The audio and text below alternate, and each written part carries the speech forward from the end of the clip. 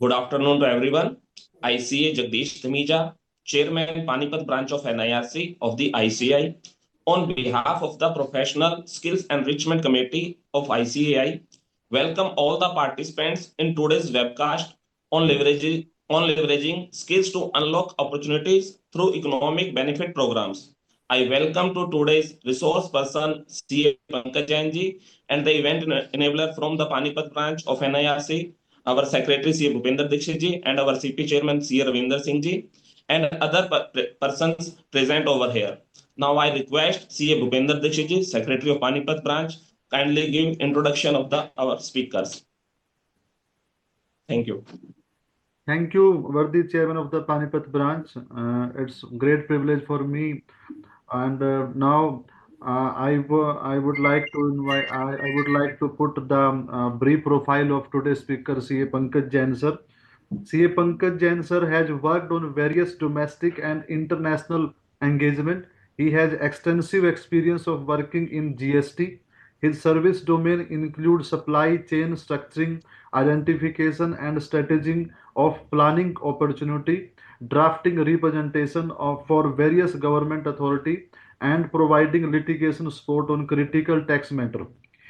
He has also managed assignment in the area of due diligence reviews, all India VAT compliance outsourcing, and indirect tax function effectiveness and restructuring.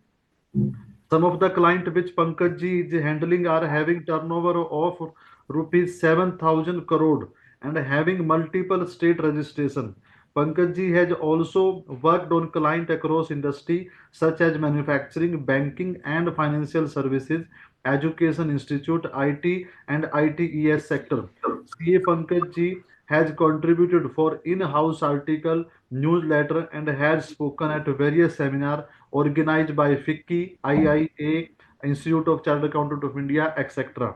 And now I would like to invite CA, the today main speaker CA Pankaj ji to start his deliberation. Pankaj ji, over to you, sir. Thank you to the entire Panipat branch and the Skill Enrichment Committee. Thank you, Samit Mishra ji, Jagdish ji, Bhupinder ji, and everyone who is involved in this. This is very interesting and very near to heart of a topic of mine to talk about. Nowadays what we can do as a professional, how to upskill ourselves with respect to the incentives. So I'll give a background why I wanted when I have got an opportunity to have chosen this topic. The reason why I've chosen this topic is because as we always talk about, and this is a skill development, I so to say a class or a seminar. So what I have seen that in this, the way we communicate to the client and the way we present, so there are a lot of opportunities which government provide, and I'm pretty sure that every one of us is aware of such type of an opportunities with respect to investment what we do, wherein we get an incentives. So that is there, but the point is that in a difference what is there is that how we communicate to the client, because we go very technical to it, versus I've seen the banks. So the way the banks have been doing it, or another PFS firms are doing it. PFS means professional service firms, we generally call it. So it is important for us to understand that where we are missing, how can we, have a better communication with the client on this ground, so that we would be able to, get benefit out of it. Yeah. So I will just try and share my screen. Just give me a second so that we can, take it further.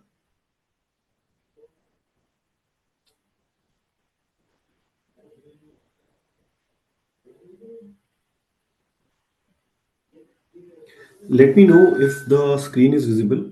Yes, sir, visible. Okay. So the as I mentioned, and we have today's topic is effective client communication on the incentives. So in this, what I would be covering in this session is preparing for the client meeting, how to get the connects in the contact details, and whom to reach out in the client, what are the data source for the client information, understanding the incentive schemes. So broadly, what is that the scheme is all about? Eligibility criteria we would keep in mind while talking to the client. Overview of few available incentive schemes and use case for RODEP scheme. So this is what I would be covering. So now getting on to the first part of it, preparation for the client meeting. So this is something which is very important for us to understand in case we are going for an incentive scheme. We are talking to the client and telling them that, okay, you are going to get some benefit.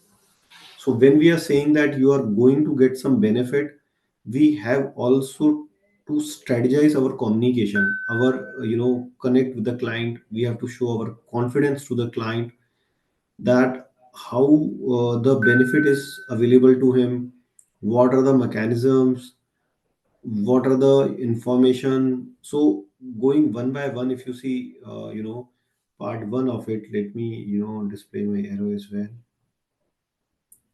So if we first go on the client information checklist, so it talks about business model and industry sector. So this is very important, which we generally miss.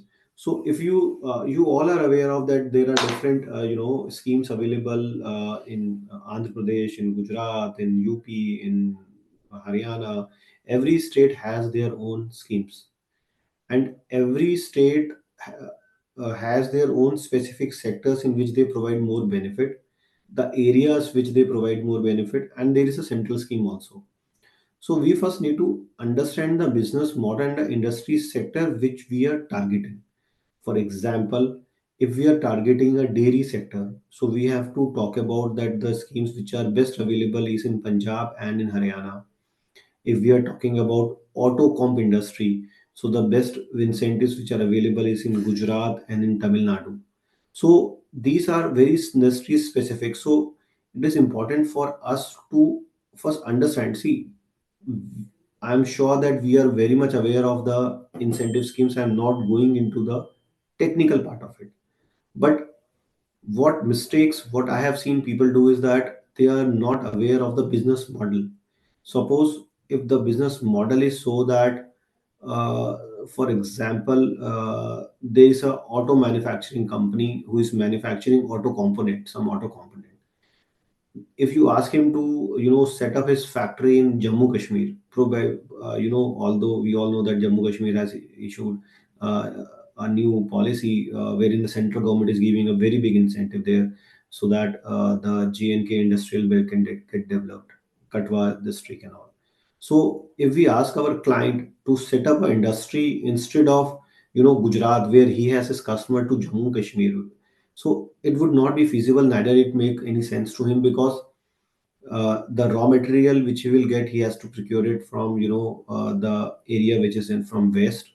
The customer is also located in west part of India, but you are asking him to set up in north, so would not make any sense. So it is very important to understand the business model of the company and his industry sector. If it is a pharmaceutical sector, it is best suited to be situated in Himachal Pradesh, specifically in Palampur. So we have also to to have a better client conversation. If we will be talking on these lines, that what are the business model they have, basis that we are suggesting to the client, so client will also be happy about listening to it. So in nutshell, what I'm saying is that for a business model and industry sector, it is very important for us to understand what the client business model is and which sector it pertains to, so that we can advise accordingly to the client that whether the incentive schemes available in Maharashtra is better for you, or in north it would be better, so on and so forth. Then the another part is recent financial performance and turnovers. So in all the schemes, if we see broadly, there are financial performances and a turnover basis which the schemes have been defined. So there is a scheme with respect to large scale industry, there is a scheme with respect to small scale industry, there is a scheme with respect to mega investment, super mega investment, wherein we can talk about the tailor made incentives also. Suppose the company those are investing say 1,000 crore plus, So to them we are inviting, the conversation will be all different as compared to the conversation what we will have in case we are having a company who is investing 10 crores, right?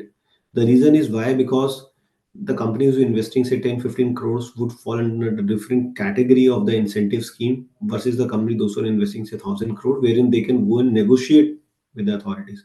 So if I'm going and talking to a client who is investing 10 crores or 15 crores or 100 crores, so they will form in a different category.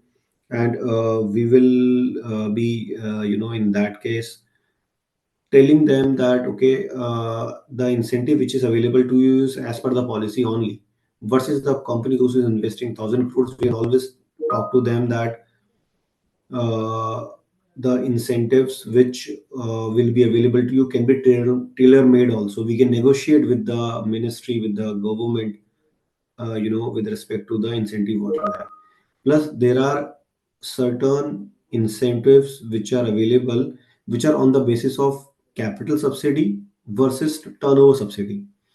So there are some businesses, and you will appreciate, being a chartered accountants, we all know that there are some capital incentive intensive companies, and there are some there are some capital intensive companies, and there are some companies those who are not such a capital intensive companies, but the turnover is huge. For example, any company which is into manufacturing of heavy machineries, like railways, they are more capital intensive industry. To give you an example, the company called GTEX, those who are manufacturing these big wagons and then giving them on rent. So they generally are huge capital intensive companies. So they will look forward to get an incentive which are capital incentive driven, like 50% or 25% of the capital investment what they do, versus the companies those who are into handloom. Say for example, Muradabad is known for their handloom industry, where the turnover could be high but the machinery is very low, so they will go for a turnover linked incentive. So it is important to understand the financial performances and the turnover of the company. The other thing what we should, when preparing for the client meeting, we should also understand the current and the past utilization of the scheme. So if there is any in the past the benefit which would have been taken,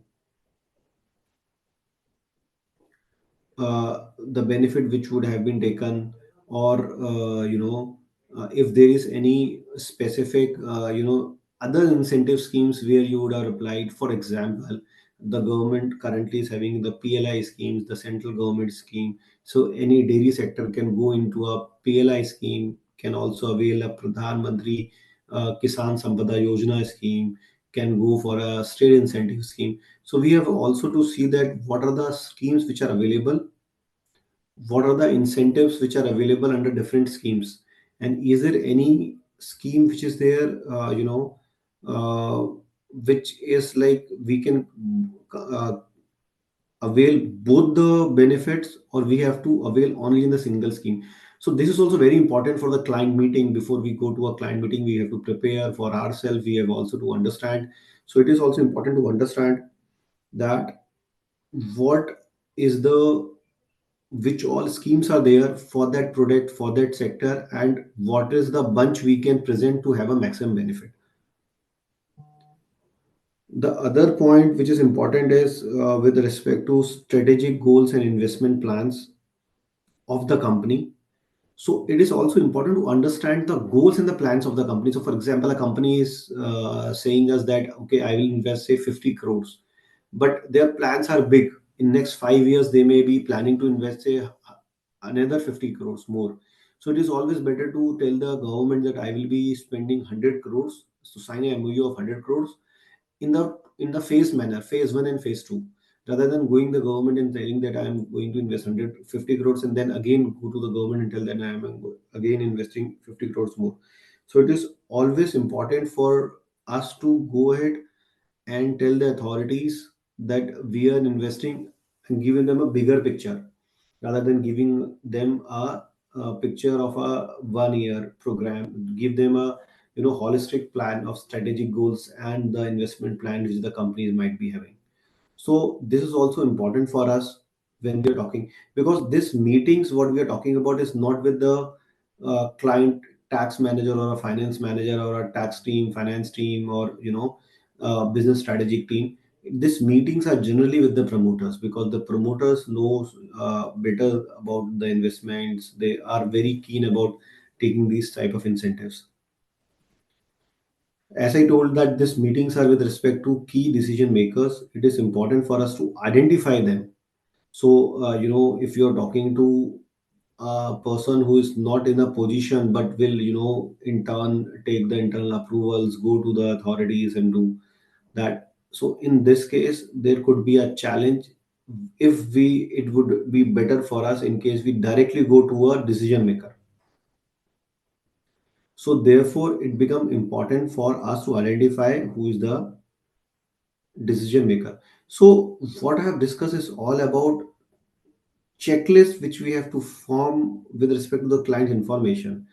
Just to revisit them again, we have to identify the business model, industry sector. We have to identify the recent financial performances and the turnovers of the company. We have to identify the current and past utilization of the incentives, the strategic goals and the investment plans which the company has, the key decision makers. So when we have all these, scenarios with us, then we would be able to, create a strategic plan and the pointers for the meeting with the management. So this is an important part of how to prepare for such type of an investment, such type of a meeting, which is an incentive driven meeting wherein we are talking to the client and showing him a confidence that we'll get a money out of the government for you. Coming on to the next part of it, it is role playing scenarios wherein, so one is that we have developed everything, we have, pointed out everything. The second point would again be, now I am telling to the client according to the information which I have gathered that, okay, you will be going to have this benefit of say 100 crores investment pay, you will get a benefit of say 25 crores or 30 crores. So talking to him verbally for getting this incentives benefit would make sense, but not that much of a sense. It is important for us to develop a script based on a different client profile and objective, practice handling the objective and answering the common question, stimulate the meeting with focus on the decision, discussing the government incentives. So these are something which we have to ensure. So essentially, we have to develop the script. Script means we have to develop a dialogue which we have to talk to the client. We have to practice handling the objectives and answering the common questions to the client. So for example, first of all we have to develop a script that we have to, what we have to talk about. The script will be developed on the basis of all these, outcome of all this scenario, whatever it is. So we have to develop a script based on different client objectives and profiles. Once the script is developed, that okay, these are the talk track, we generally also call them a talk track with the client. So once this talk track with the client is developed, then we have to also handle, or practice the objections which the client can raise and the common questions the client can raise. Why is that so? That is so because, this is very critical meetings of the incentives. You are telling to somebody that I'm going to get you say 25% of the investment. So the investment size is say 100 crores. I'm talking to him and telling the client that I'll get you 25 crores or 30 crores as an incentive in next 5 years.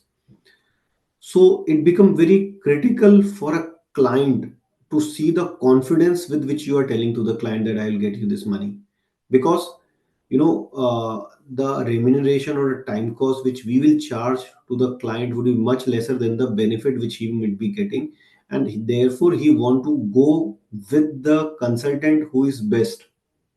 The consultant who is best is the consultant who is providing him all the queries with the confidence.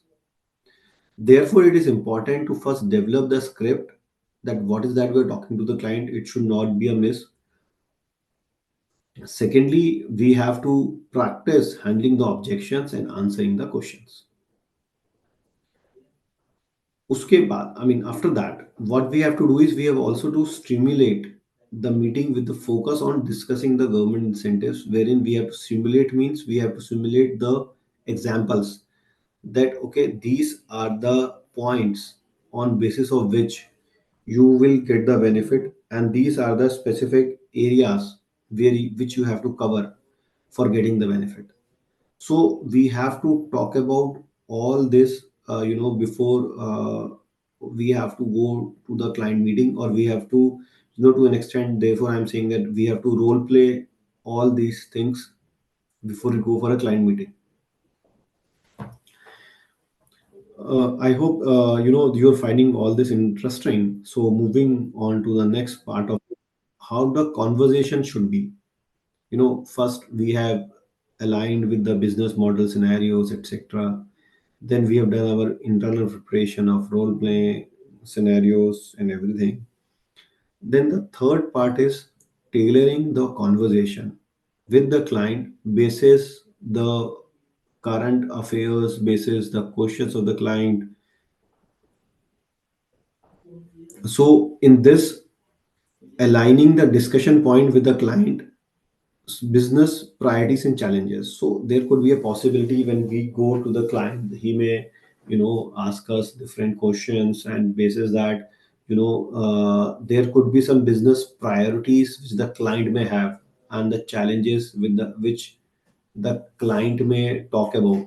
So we have to tell them that align the discussion points with the client business priorities and challenges, and change our conversations accordingly, so that as I told you that it is all about the confidence which the client want instead of asking anything else. So it is important that alignment of the discussion points with the client business and the challenges, highlighting the relevant incentives based on the client's eligibility sector. So the another point is while tailoring the conversation, depending upon the relevant incentive schemes, we have to provide the client the most relevant scheme, his eligibility and the sector. Use data-driven insights to provide personalized recommendations. So as I told that we can prepare some Excel sheets wherein we can talk about okay, this is the investment, this is what the qualifying investment, this is what the incentive you will get in the form of this in year one, year two, year three. The NPV of this incentive is this much. The valuation will increase by this much. So this is what is something which we can talk about to the client. So this is all is in relation to preparation for a meeting with the client, wherein we have to identify the informations, doing a role play, and then tailoring the conversation accordingly. So now I move to the next slide of it. Before I thought to talk about the incentive which we are also discussing. One is the state incentives, which we can talk about to the client. One would be the capital subsidy. In state incentive itself, there are multiple type of investment benefit which are there. One is the SGST reimbursement. The other is the capital subsidy. The other is a turnover linked investment incentive, which means that whatever the turnover you have, if you have a turnover of say 100 crores, then the benefit of say 1% or 1.5%. So on the turnover of 100 crores, you will get a benefit of 1.5%. Capital subsidy means you get a benefit of 25% of the investment what you do. So for example, you do an investment of 100 crore, you will get a 25 crore upfront, but you will not get any incentive. So these generally are different from each other. Then there is a electricity duty benefit, stamp duty benefit, employee related benefits. I'm not, taking them in detail, assuming that we are all aware of these type of incentives. I'm just, talking about, and the reason I'll tell you why I have taken this slide specifically is Another is a mover scheme, you know, wherein the company can have the goods imported and defer the custom duty. In this scheme, the warehouse license is being granted to the company, so that the company can, import the goods without payment of any duty, and there is no any liability also on the company to export the goods. So this is the another benefit, wherein there is a new investment which is happening. The other is free trade agreement, wherein the country from where we are importing the goods, therein there would be a free trade agreement which would be there, so that the goods can be imported on a lower price. Then there would be a GST credit optimization, which is very important. That you can also try and tell the client that whatever GST benefit you can avail with respect to the investment, so that there would be no loss of GST which would be there. The other would be the FTP benefit, like EPCG license, advanced authorization, RODEP scheme, AEO license scheme, and all that. So why I wanted to talk about, I'm sure that everybody of us, and this is not a technical program, this is a upgradation of the skill program. So I would more be focusing on upgrading the skills with respect to talking to the client rather than going to the technicals of all these schemes. Why I have wanted to explain this is because some I'll give you an example. So suppose I'm going into the SGST reimbursement scheme, for example. Now, if I import a machinery of say 50 crores, on that 50 crore there would be a GST which would be levied at a time of import on that 50 crores at a rate of 18%, for example. So the GST would be somewhere around 9 crores. So I would have a credit of 9 crore which will get utilized slowly in next 3, 4, 5 years in SGST. So now this SGST will get knock off. The benefit of SGST is only on account of SGST paid in cash. So now since I have imported a machinery, so my SGST to be paid in cash would be very less, because I would be having a 9 crore rupees as a credit in my IDC register in the given example. So I'm repeating again for the ease of convenience. I have a machinery to be imported of say 50 crores. I get a benefit of SGST paid in cash under the scheme. For example, Gujarat, UP. So for example, I take it as an example, UP. Uttar Pradesh give an incentive of cash payment of SGST, as a reimbursement. So now if I have imported a 50 crore machinery, I have a 9 crore rupees of a credit at a time of import, what I have paid as a custom duty. So the output which I would have is very less in to be paid in cash. And generally, what I have seen, at least for 3 years, because my installation of machinery will take some time, and this benefit of state incentives are there for 5 years or 7 years.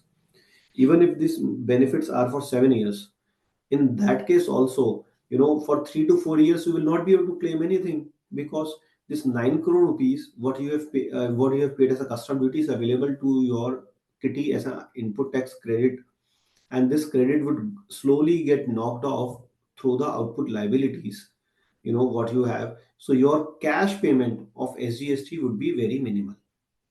In that case, you will not be able to claim the benefit. Now, if you take a mover license, in that case you will import the machinery without payment of that 9 crore rupees. If you will not pay that 9 crore rupees as a as an import duty, in that case your GST which you would be paying would be paid through cash only, because that 9 crore rupees credit is not there in your kitty. So by coupling up state incentive with mover, so many of my clients I have suggested to claim to get into the mover scheme, not because that they because they want to take mover, but because if they will not take mover, they will lose on 9 crore rupees of incentives which they would have got in our example. So I hope that is clear, that this is how we have to create our plan, or create our stimulations with the authorities, so that there would be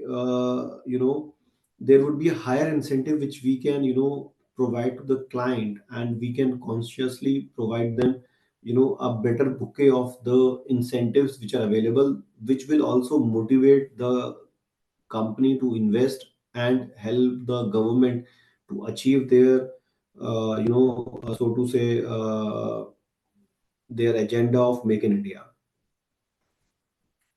So now moving to the next slide. In this slide, what I have talked about is, as we have discussed in the last slide, the parameters, when we are talking about with respect to the incentive, what are the parameters is to be considered is the location and the amount of investment. The location of investment, as I told you, that somebody in the east cannot go to south, somebody in the south cannot go to north, considering the raw material availability, considering his vendor location, customer location.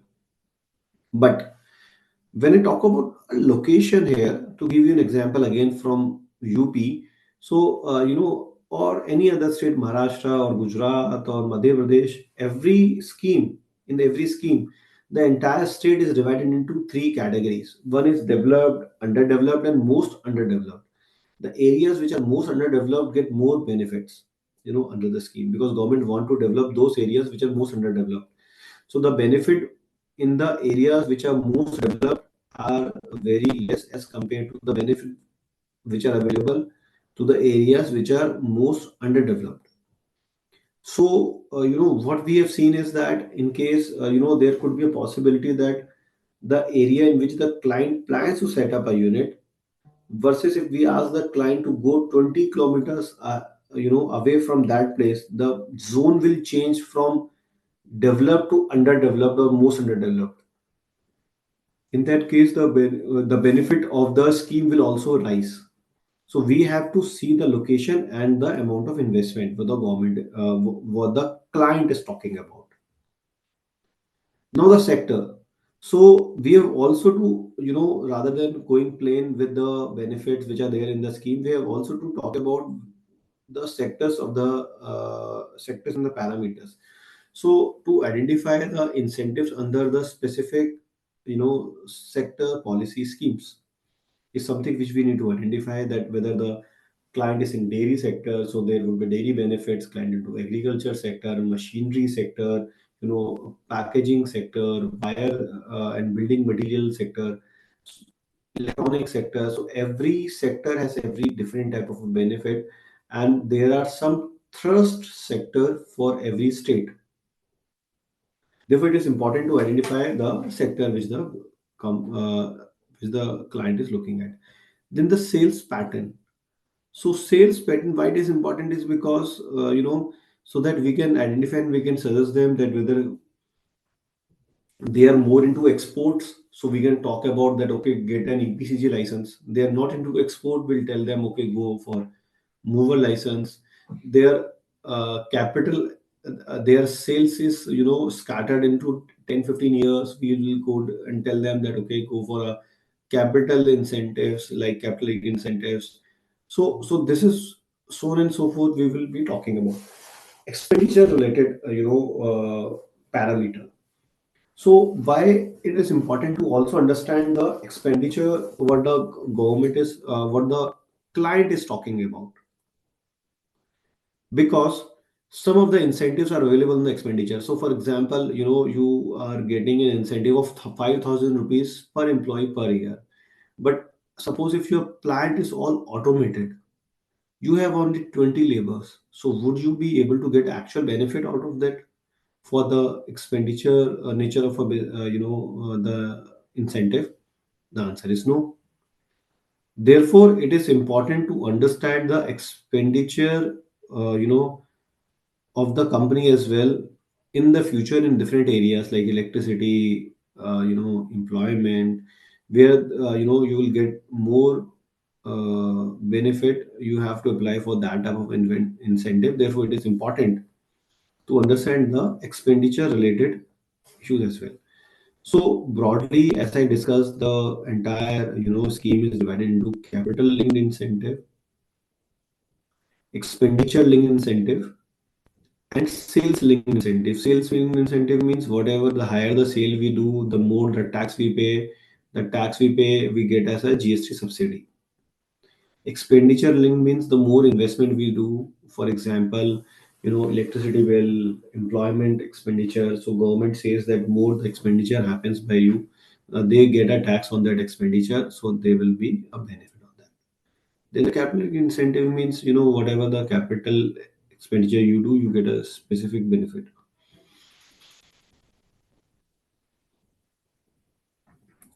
Other than that, key consideration. When I talk about key consideration, we have to talk about that incentive that are equally available to all the enterprises, Indian, foreign, setting up of a new operation or expanding the operations in India. So with that, we have to see that whether, for example, there is a foreign collaboration and that foreign collaboration is happening with China. So would we be getting the incentive? We'll not be able to get the approval also for that technology. In one of my clients recently, there was some Chinese collaboration where the technology is there. So there a lot of approval requirement is there. So we have to see if there is any such type of a Indian or a foreign company set up or a new operations, or it's an expansion of the new operation, because in the expansion in a new company the procedure is different versus if there is an expansion the procedure would be different. So after that there would be a state incentives ranging from 30% of the project cost to 100% of the project cost. So we have to see that which incentives is, obviously, if you see percentage wise, you will always say that 100% incentive, why should I go for 30%? But the if but the important point is whether generally it's an incentive, we get a blank check, okay, you have a eligibility criteria of say 100%, but if you are not able to utilize that 100% entirety, so we'll not able to get the benefit out of it. Therefore it is important to also understand that what is the payback period of the incentive, the quantum and the variety based on the location of the investment, the tailor-made incentive program. These are generally for the mega projects. So this is what we have to understand with respect to the location and the amount of investment, the sector, the pattern, the expenditure, and we have to also see with respect to key consideration on account of the Indian company or foreign company or the state incentive, the payout period or the quantum varies based on the location, so on and so forth. Moving on to the next part of it. Now, we have talked about that. What is that we have to prepare, how we have to prepare, as a talk track with the client. It is also important to identify the targeted manufacturing sector. So, if we go with the approach, then the chance of success is very high as compared to just going and fishing around for the benefits which are available. So it is important therefore to talk about in this sector, like for example in Uttar Pradesh there is a benefit which is being given more to the electronic sector, the pharmaceutical, textile and food processing. In Maharashtra the government is more focused in talking about auto components, ITES, biotechnology, wine. In Haryana, government is talking about agro-based industries, petrochemicals, renewable energy, aerospace. So it is important for us to understand the targeted manufacturing sector in that space, and then we have to reach out to the clients in that space in those areas. So suppose if I am talking to a auto sector client in Uttar Pradesh, may not make much of a sense as compared to I am talking to an auto client in Maharashtra, because the government also want to set up those specific manufacturing product unit in Maharashtra for the auto sector.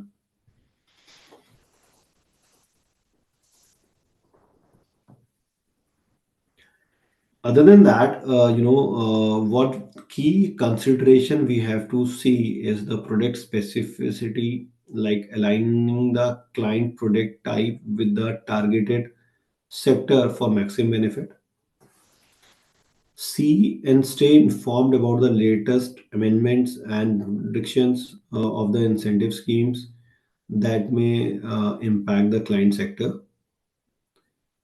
Market interest, to gauge upon the market interest of the client and the trend in the demand and advise the client on the strategic locations of the investments. To give an example for this electronic sector manufacturing, the capital subsidy is up to 25% of the fixed capital investment subject to a maximum amount. There is also an interest subsidy, there is also an infrastructure support. So if somebody is going into a manufacturing division in Uttar Pradesh, because in technology sector also the investment is very high initially, and slowly the market generally catch up with the product. Therefore, the UP government, to promote this sector, is providing 25% of the fixed capital investment as an incentive. So it's a very huge incentive, and therefore, if you see the companies recently, which have been launched or which have set up their manufacturing location are in Noida zone, which is a part of UP. And to give an example, Dixon, Samsung, this Foxconn, so they have set up their electronic manufacturing plant in Uttar Pradesh because the government has given such type of benefit. Moving to the next slide.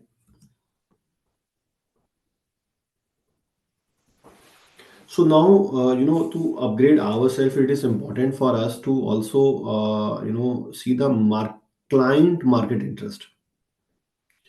So to see the client market interest, these are the specific point which we'll be talking about. Just give me a second. I'll just be back in 30 seconds. Just give me a second.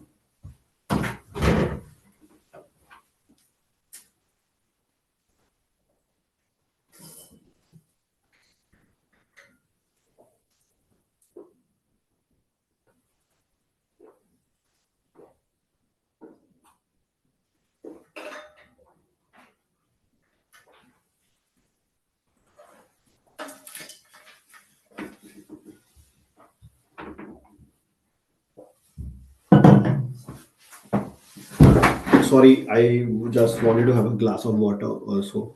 Yeah. So this is what we are now talking about is, now we have understood that what is the role play, what we have to do, what are the identification which we have to do. Now we have to also see the client and the market interest. Now, why we have to see the client and the market interest? Suppose I go to a client in uh, say for example in UP, if we are taking the examples of Uttar Pradesh, and I talk about to him to to set up a facility to manufacture auto component plant. It will not make much of a sense to him as compared to if I ask a Maharashtra located location person to manufacture auto component plant, because he will get a raw material availability is there, he will get a better customer there, there would be a lesser transportation cost, and the government is also preferring that. Therefore, it is important to understand the market interest and the client interest. So we have also to understand the client interest and the market interest basis that we have to advise the client. So it is important for us as a chartered accountants or as a professionals, which is the biggest mistake I have seen. What we have been doing is we have been, because we have that, so to say, the mindset of telling the client everything, whether it is relevant or not, then the client get confused. So we have to be very specific in telling them that okay, if you are investing this much in this location, this is the benefit. Better you go to this location, these are the benefits and these are the payouts, etc. So going one by one. So first of all, we have to review the specialization of the client, assess the firm's expertise in various sectors and incentive schemes. So we have to see our firm's specializations in various sector and incentive schemes, because it is not possible that I can do a pan India investment, agenda, unless I have a different offices in different location, and each location has their own, you know, their own expertise in that area. So suppose somebody is, very much into the Uttar Pradesh scheme, may not be able to, do good with the Maharashtra scheme, because every scheme has their own pros and cons, right? So it is important for us to understand and review the specialization and create a specialization in a single area of the scheme. Suppose, in fact, I would say, if we are doing, say, Maharashtra, so it is better to do Maharashtra all the clients rather than doing five clients from Maharashtra, five clients from UP, because it will give you an area expertise. So important is that we should have an area expertise. Then we have to have a trend monitoring. So it talks about that identify which sector are experiencing growth and attract government focus. So the areas which are, as we have seen in past some time, that FMCG was not doing that good. So probably the FMCG was not an area of us to, focus upon. But now, after, a day before yesterday, we have seen there was a budget which has been presented by Madam in the Parliament. So in this, the government has allowed, some income tax rebates. So what will happen? I mean, just give you an example. What will happen with that income tax rebates which are there? With that income tax rebate, income tax benefit which have been given, now the companies will have, the individuals will have better disposable income.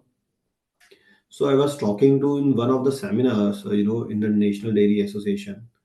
We have been discussing about the benefit which have been given in income tax. So one of the interesting point which came out was that, in case any individual have more disposable income, the first thing where he will spend would be in the FMCG sector, in dairy sector, in agri sector. Why? Because the better the disposable income these people will have, those who are, on the bracket of, say, 8 to 10 lakh rupees a year, those who are earning, they will spend more on the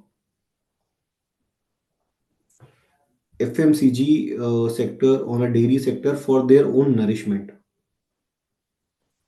So, so we can see that with this amendment in income tax, probably this sector will get some boom. So these, keeping these type of things in mind, we have to, see that which sector is growing. So after this COVID, the tourism was growing, so we have to, rather than going to another sector, we should have, pursue the tourism sector. What are the benefits available in the tourism sector? Now currently what I foresee is that AI, or such type of a technology sector, is going to flourish and expand. So we have to, identify those sectors wherein we have to approach to the client. Then government portal and industry newsletters. It is important to, stay updated with the government incentives, because nowadays there are a lot of incentives, there are a lot of benefit, there are a lot of, different type of a scheme which government is launching. To give you an example, Rajasthan has 17 schemes in place. UP has somewhere around 22 plus schemes in place. Therefore, it become important for us to understand that which all schemes are there in our respective state, so that we can accordingly, we can accordingly get that area, and we can accordingly, get that area covered in our, talking points to the client.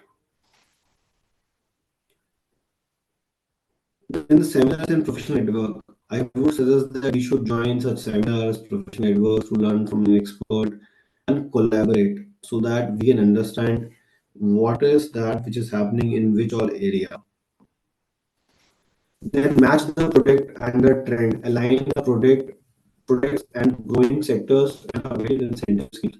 So it's about not only identify the growing area, like like I have talked about FC sector or IT sector or tourism sector. It is also important to align that growth. It is also important to align that growth area within our own incentive schemes in that straight. So when we align the sector which is growing with the scheme which is provided, then we will come to know that okay, this is a growing sector. It's better to invest in this sector with the incentives which are available in this scheme, which are so and so. Therefore, it becomes important for us to understand which all sector, how it is to be done, and how the scheme can be aligned with respect to that sector. After that, rather than going to the to all the clients, or we have to shortlist the client based on the alignment, create a list of the potential to whom the benefit is to be provided, or who can avail the benefit. So it's not that everybody would be able to get the benefit of the scheme. The benefit of the scheme would be available to the large multinational companies or companies who are into the specific sector. So it is important to have those type of conversation with those companies. So after identifying the sector, after identifying the schemes which are available, aligning them with the project, it is important to shortlist the client on that sector. So, examples are, what they're mentioning, go for the recent updates, go for market interest, what is there, the client identification which is there. So this is how we can create our own capabilities to get into this incentive agenda, which is, I would say, agenda is something which is of national importance as well.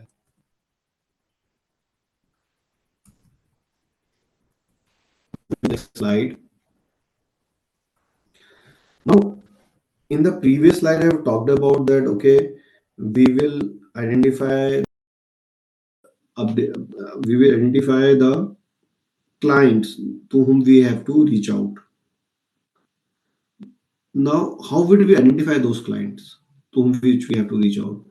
It would not be like somebody will tell us that okay, these are the 10 clients whom should you reach out. So we have to identify the contact details.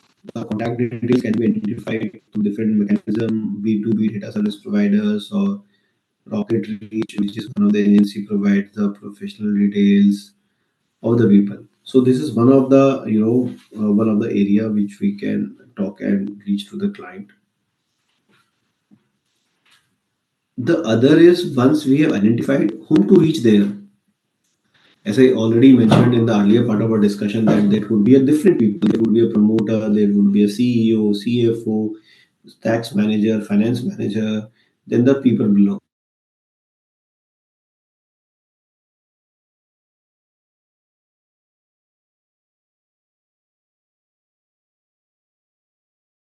Whom should we reach out for the effect support which we have to provide in the incentive? Obviously, not blanket that I can always go to a promoter. While it is the thumb rule, I will should go to a senior most person, but there could be a possibility that the promoter, depending upon the company's size and the working and the style of the company, the promoter may not meet me for next 1 month because they are busy. But does not mean that we should leave that opportunity. If we have to collect the data, we have to reach out to the to the person, those who are managers in the company. If we have to have an effective discussion on the incentives, if the company is small, obviously the promoter would be there who will be our buyer. Otherwise, we have to reach out to the relevant person like CEO or the CFO of the company, so that we can talk about the incentive which are available to them. Then use mutual connections wherever they are, so that this entire incentive agenda is on account of trust. As I told you earlier, that we would be getting the incentive which would be in crores. So the client does not want to, to put his entire incentive scheme into, a threat, rather than they would want to work to the with the people, those who are knowledgeable, have the connect, so and have a trust and confidence. So therefore it become important for us to get into a mutual connection, and that mutual connection can happen only when we, see different social media, maybe, or some, try and reach out through a common connect with the client. Then we have to create a clear value proposition to capture their attention. So mention, when I say that, prepare a clear value proposition to, to get their attention. What does that mean? This means that we would have the clear, roadmap of what we are talking to the client, so that he will understand that we have that confidence that we would be able to get the benefit to them on account of the investment what they will make. So it has to be a clear roadmap, and generally what we prefer is that we prepare an Excel sheet and we take that, okay, these are the benefit, these are the investments, these are the year on year benefit which you will get, considering that these are the assumptions. Because in these type of a scenarios where we are doing the simulations, there would be a lot of assumption which would be there, and we generally need to take the assumption which is in the favor, so that our output results would also be uh, very true and optimistic, and on the higher side. So that it will get an attention of the promoter, that okay, what you're talking about is the bunch of incentive which are available. Out of this bunch of incentive which are available, the incentive which you are giving to me, it is of this much amount and this much, so on and so forth. So this is what would be the reaching out to the decision makers. Then there would be, maintaining a contact database is also very important. The third point is maintaining the contact database. So how would you maintain the contact database? Probably you go to a client, he's interested, but probably he may not invest immediately, because these are the big decisions. Somebody doing an investment, maybe may, while he want to do an investment, he also to see his cash flow, his current business cash flows, the availability of the funds which he has with his own, the benefit which he can get, or in terms of loans from the bank.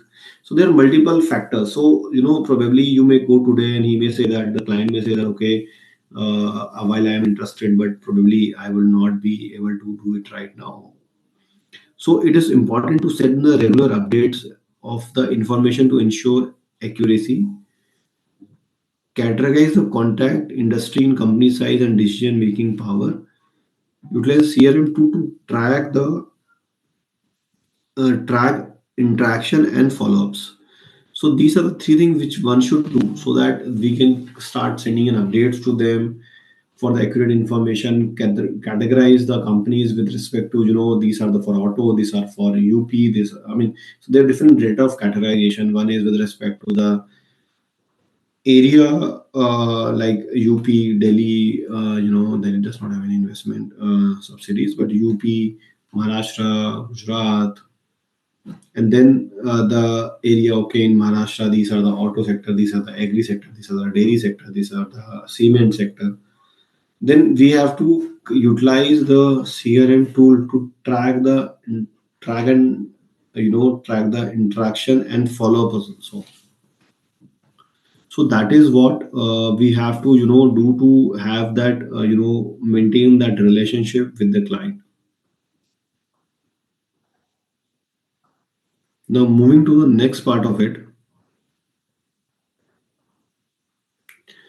Data sources for the client information. Now, how would I get the data sources for the client information? This is also a big question, that how can I get a data sources of the client information? So first of all, I have divided the entire thing into three parts. One is that researching the client turnover. So it's always important whenever we are going to any client, we should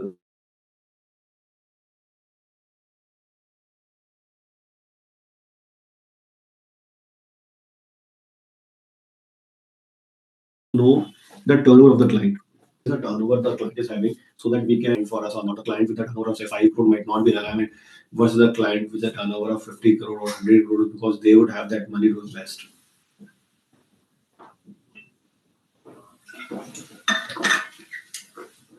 Now, it is not important for me to tell you about how can I get the client turnover data. So we are very much expert in getting the client turnover of the data. We can get it from a money control. We can get it from other sites. We can get it from ROC. Then we have to also ensure that we, get the business news and the market insights. Now, this is something which is a miss, I think, that one should also, use rather than, getting a newspaper for reading a news. It is also important to understand the business news of in the market insights, so that we can accordingly reach out to the different clients, startups, small scale clients, and so on and so forth. Now, once the research has been done of the client turnover, it would also be important to have an effective source for cross references, that whether the in that cross reference the data accuracy is there or not, because there could be a probability that ET may print that the company has a turnover of say 500 crores, while the misprint has happened and the company turnover was 50 crores. Now, in that case, there is a problem. So our entire working would be depending upon the turnover of the company of, as we discussed, is 500 crores. So it is important to cross verify it, have a cross reference, so that you know we can have the uh, we can identify the areas, and we can have the cross reference of how the benefit is been, how the turnover of the client is, what is turnover of the client is. Then the importance of the accurate data, it will help us build the credibility through the informed decisions, discussions with the client, enable the personalized advice based on the client's financial status, and identify the potential client and ask the accurate questions to the potential client. So this become important for us on these grounds, that we get a the important data with respect to the research what we do. So therefore, the data source for client information is very important task to identify the client. While we have discussed about the communication with the client, we have discussed about the accuracy of the data, the simulation which we have to prepare, but how would I get a client? It's something we talk about. So we will get a client basis this, that we get into the the research, and we get into this effective sources where we can cross verify, cross tally, and then we came to know that then we will have an information that okay, these are the areas where the investment is happening. In this particular stream, the investment is happening, so that we can talk on those clients on the respective lines of the investments.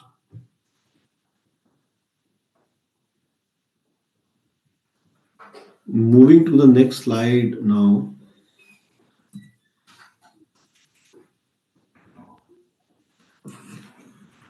When we talk about that, the entire discussion what we have been talking today is all around the incentive scheme. So it is important to understand the incentive scheme. How will we understand it? We have to, because that incentive scheme itself is a big a challenge where, to understand the entire scheme. So understanding the incentive scheme is a challenge because the incentive schemes come out and there are the guidelines. So it is important to consult the government officer and the website.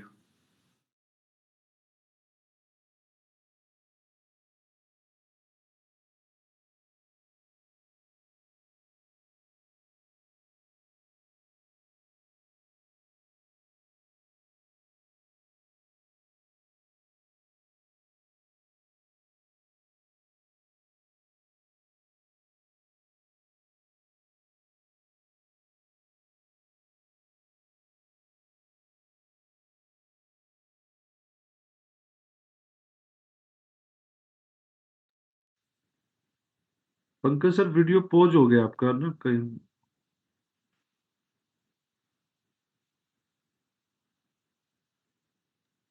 Network के वजह से हो सकता है वो। हाँ, network issue है sir.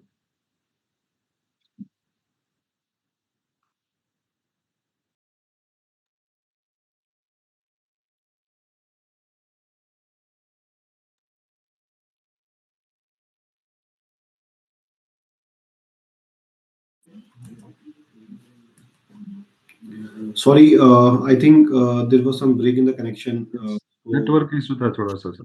yeah. So I'll just reshare my screen again.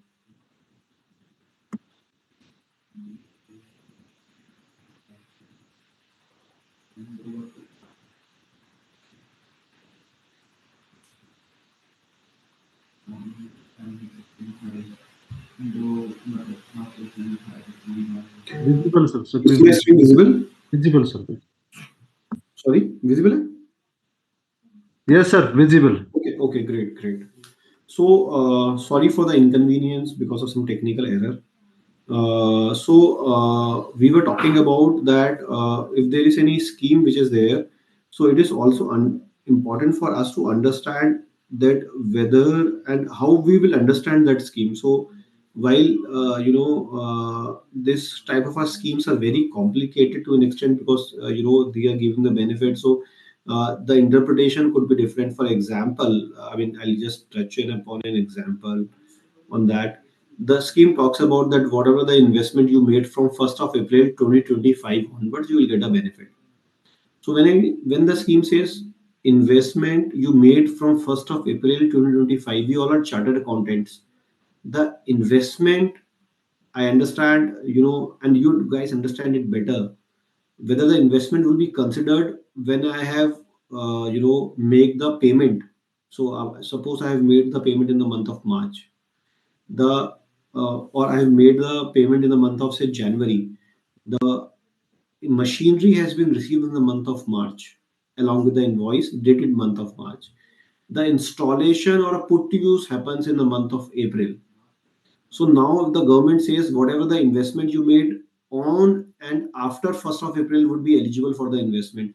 Whether the making the payment would be considered as my investment because the payment has already been made. Whether the receiving of the machinery will consider as an investment.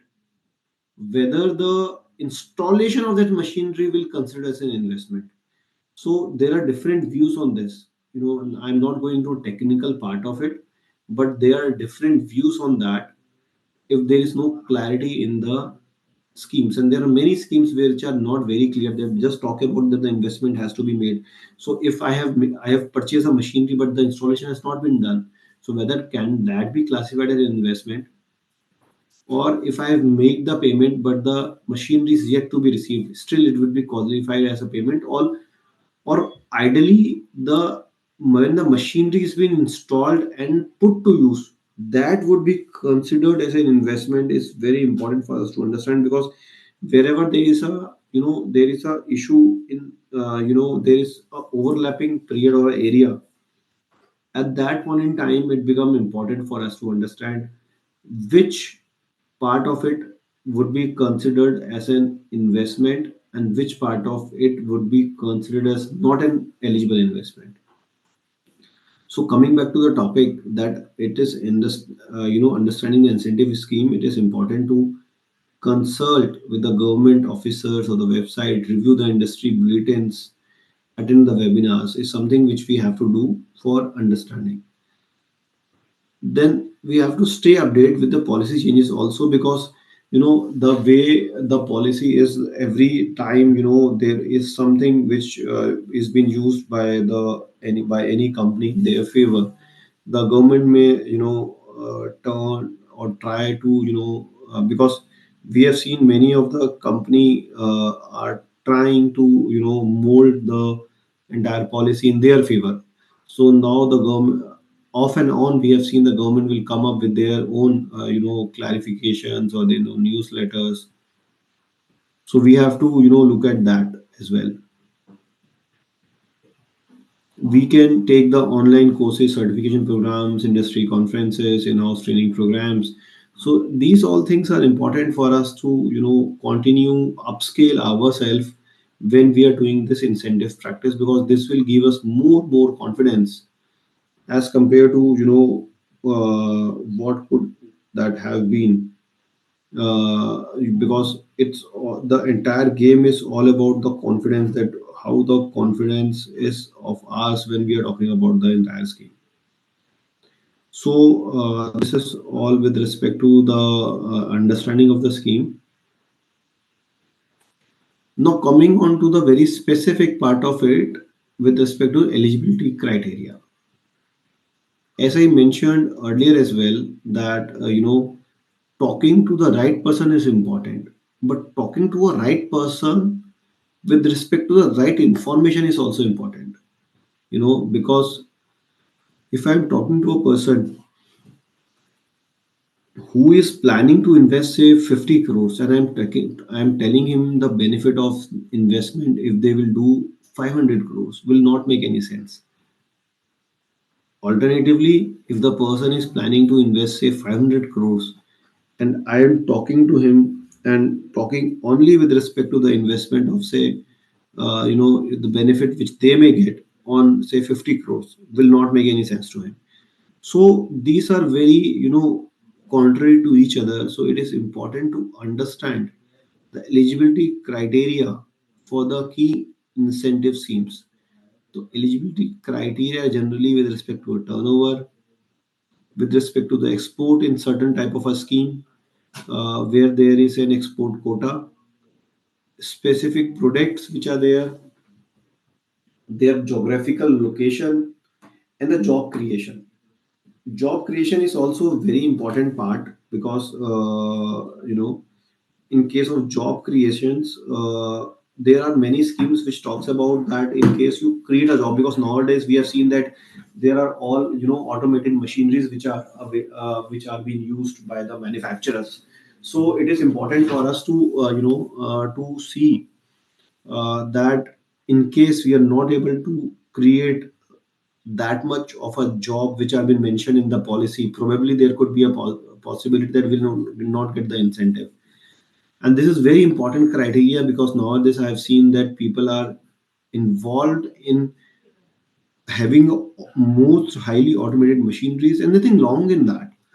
The only thing is we will not be able to fulfill the job criteria, because the incentive scheme being provided, the intention of the government behind providing this incentive scheme also is to create the job.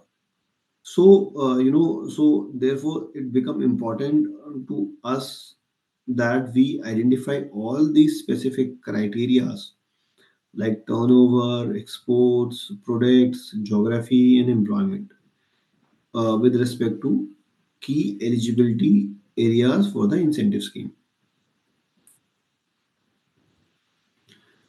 Overview of the few available schemes are like uh, I mean, I've just given this overview because drawdown is something which I'm sure we would be aware of. But there is new scheme which has come out as PM e-drive scheme. So it is for automotive sector. Subsidies is given for electronic vehicle adoption. So when we talk about PM e-drive scheme, aims to boost the production on sale of the eco-friendly vehicles. Then we have a mover scheme. So mover scheme also the scheme which is catching the which is nowadays catching the interest of the company. So these are the three schemes generically I have captured. Nothing specific to be talked about. The only thing which I have captured is because that one should be aware of that which type of schemes are there, and there could be a possibility all these three schemes would be available uh, along with the incentives scheme of the respective state. Say, for example, in the state of Maharashtra, you will be able to claim the entire three schemes along with the scheme of that industrial policy, which is of Maharashtra.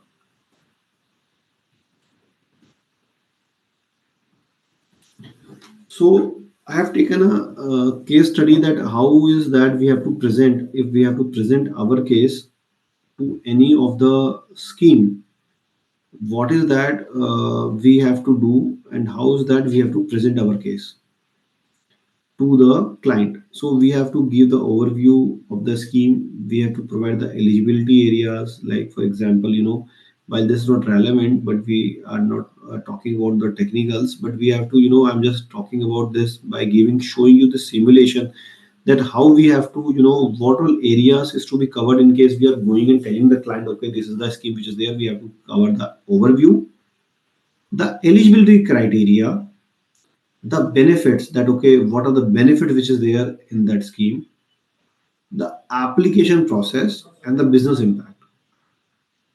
So this is the holistic chart which we have to prepare, and I have prepared this chart as a simulation for an overview, eligibility, benefit, application process, and the business impact. The business impact is the last part, but it's a very important part, which for example, we are talking about that a textile manufacturer sees a 5% reduction in the export cost, leading to the export margin, and how the 5% reduction in export cost would be, because we are getting the incentives, the incremental incentives. The labor intensive sector benefit from improved cash flow, enabled future and investment in the production and the workflow. So these are the broad, I would say, pillars or criteria. So these are the five pillars basis which we have to prepare our entire presentation. So this is the case study what I have. Other than that, what I would be talking about also is that why incentive is becoming important, and why people have been talking about the incentive is because the way the geopolitical conditions are there in a global market. India is becoming a safest destination for the investment. The only thing which we as a professional have to do is to go to the relevant people in the relevant market and talk about the specific incentive available to the company in that area. And currently, we have also been, since I have also earlier mentioned that we are, who knows better than us the valuation of the company. So I'll give you a small example that how this incentive can also be something which can change the valuation of the company altogether, is because generally we nowadays talk about, after seeing specifically the shows, these type of TV shows wherein they are talking about the investment, the valuation of the company is depending upon the PAT or a EBITDA. Suppose the EBITDA is, so the valuation of the company is considered to be 15 times of the EBITDA.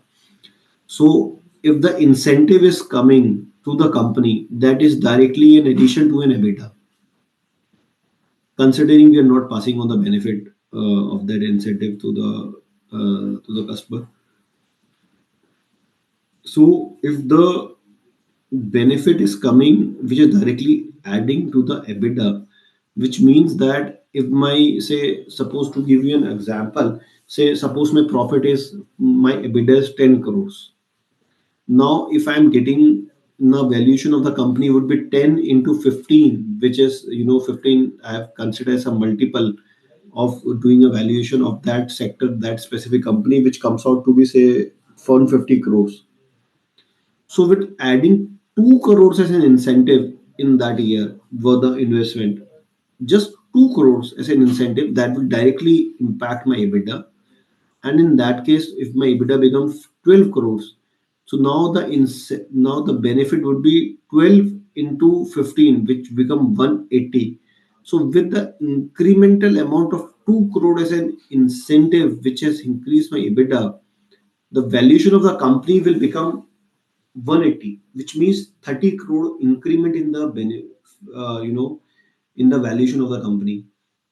We have seen nowadays many companies are going on MSME board for their listing, or to the main board for their listing.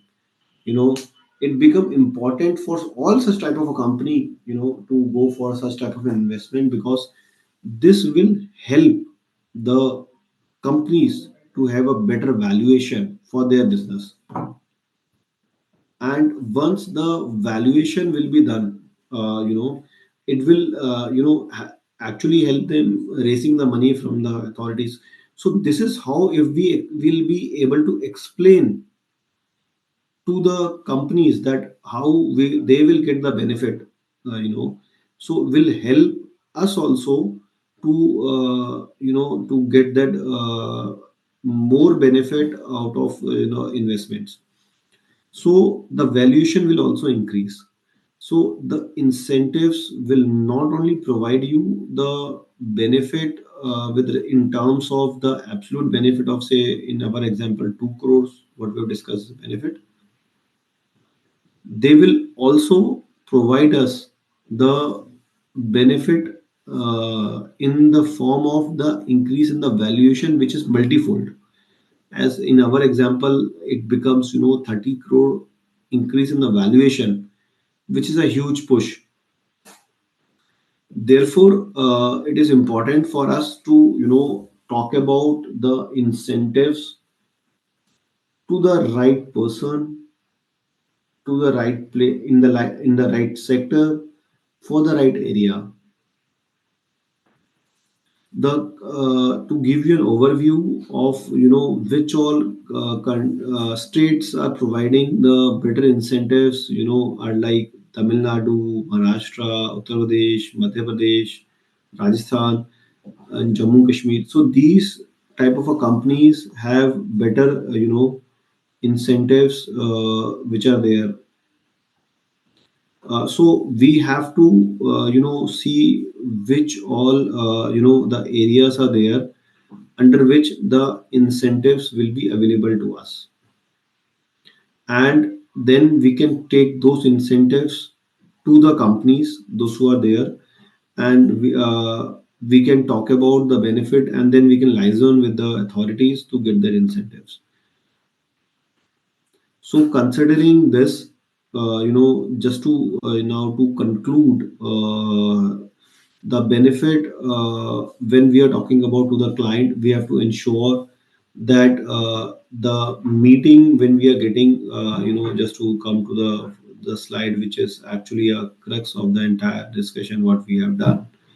We have to prepare the information checklist. We have to rehearse about the role play.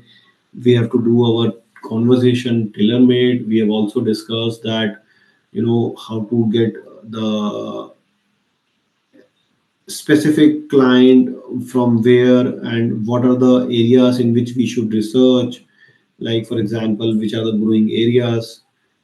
Then we have to keep ourselves updated with respect to the benefits. We have to prepare a simulation wherein we can talk to the client about the benefit which are there, because what we have seen of late is that this entire data is available with the banks. And now what banks are doing is, banks have started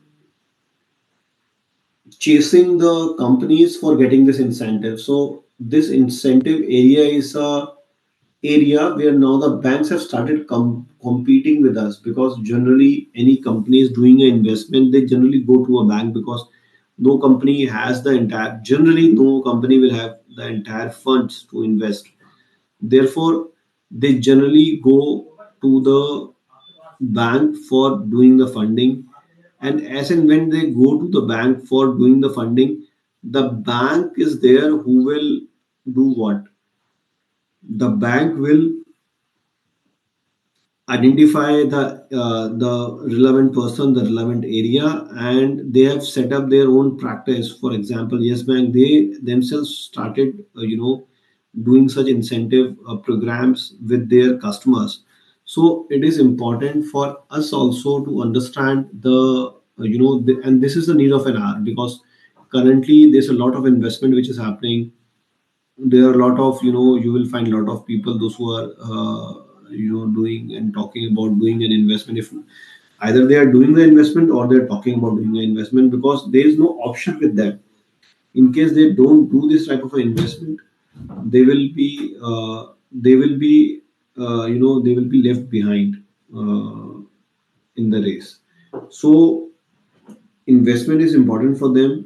For us, it would be important to understand what is that they are doing, how much is the investment, what are the correct patterns, what are the benefits, which is the area, what are the schemes, bouquet of the schemes which are available to them.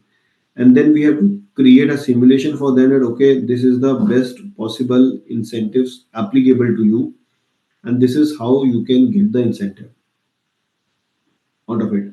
So we have to prepare such type of simulation, as we already discussed in the entire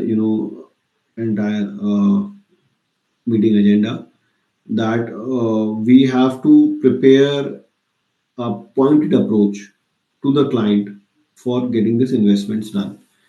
So overall, I would say that one should understand the criticalities of it, get into the client information checklist discussion, get into the role play type of a thing for the client, and then draft out a presentation wherein he can talk to the client about the specific presentations of it. So this is all from my side. Maybe we can start taking the questions now.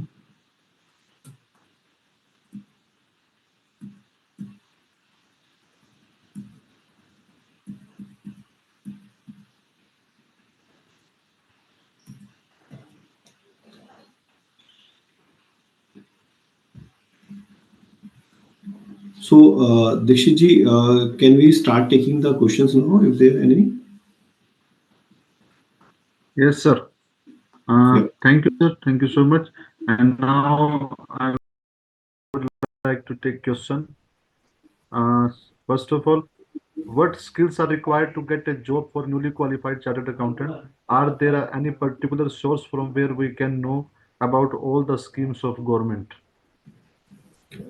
So can you repeat the question? If I understand correctly, this is what type of schemes are available in the of the government are available, right? This is the question, Yes, right? yes, yes, exactly. Okay. So for this, I will tell you that government has come up with every government has come up with the single window clearance scheme, which we would have heard about. So if you go to the government website, so in the government so government has created a separate website which is known as generally which is known as, so for example, Maharashtra, it would be MIDC. There's a industries department website in which the entire schemes available in that state would be available to you. So there are two type of a scheme. One is the scheme of the central, the another scheme is the scheme of the state.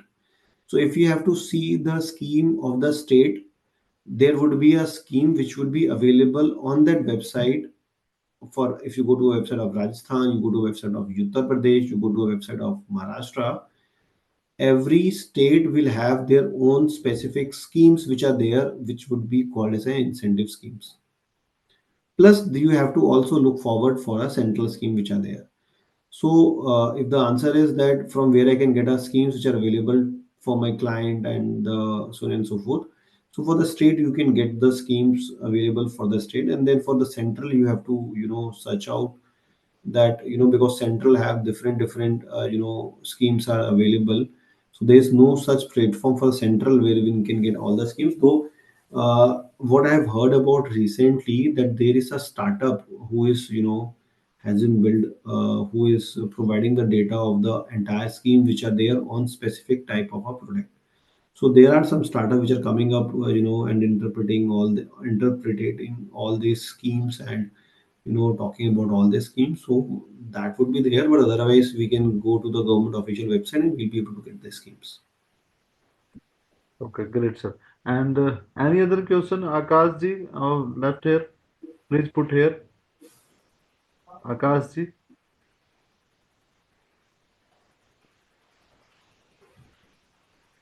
No more question. And but one more question: what skills are required to get a job for newly qualified chartered accountant? So it's a very, I would say, it's a bit of a a vague question that what skills are required to get a job for a newly qualified chartered accountant. First, that chartered accountant has to see that what is that he want to do for his future, endeavors. So some chartered accountants may be interested in, which category or which criteria. Considering with this question, I am assuming that that chartered accountant is interested in the incentive criteria. So therefore, he's asking that what skills are required for him to get a job. So it is important for him to understand the entire schemes, and he has to prepare some simulation which will help him to get a job, because if you are creating your uh, area of expertise in these type of a schemes, it is important for you to understand all these type of scheme, and you can prepare those simulation that okay, in the entire schemes, which sector is being promoted by which government, and where we can get a better scheme, what is that we have to do for that scheme. So this is how one chartered accountant can work on. Okay. Thank you, sir. And I think no more question is left, or because you deliberate the topic very lenient way, or understanding great, understanding and great. Now I would like to propose the formally vote of thanks. First of all, I would like to thank the Professional Skills Enrichment Committee of ICI who organize time to time such a nice webinar or seminar in so whatsoever manner. And it has been such an honor to be a part of this wonderful webcast on leveraging skills to unlock opportunity through economic benefit program organized by the Professional Skills Enrichment Committee ICI. On behalf of the Professional Skills Enrichment Committee ICAI, we would like to extend our heartful gratitude to our speaker CA Pankaj Jain ji for his enlightening the session, and sincere thanks to the event enabler from the Panipat branch of NIRC of ICI who enabled the webcast throughout. My colleagues who present over here, CA Ankur Bansal ji, the immediate past chairman, CA Ravinder Singh ji, the treasurer, and the honorable chairman, CA Jagdish Damija ji, branches of NIRC of the ICI who enable a wide round of applause and thanks to the organizer, Professional Skills Enrichment Committee, ICI, our today's speaker, CA Pankaj Jain ji, and other stakeholder made the webcast a memorable one. CA Pankaj Jain and other stake. Oh, finally, we would like to thanks all of you present here and helping us make the webcast a grand success. Thank you, one, and thank you all. Thank you. Thank you very much. Sambit, Conclude the today's session. Thanks to all. thank you. Thank you so much. Thank you.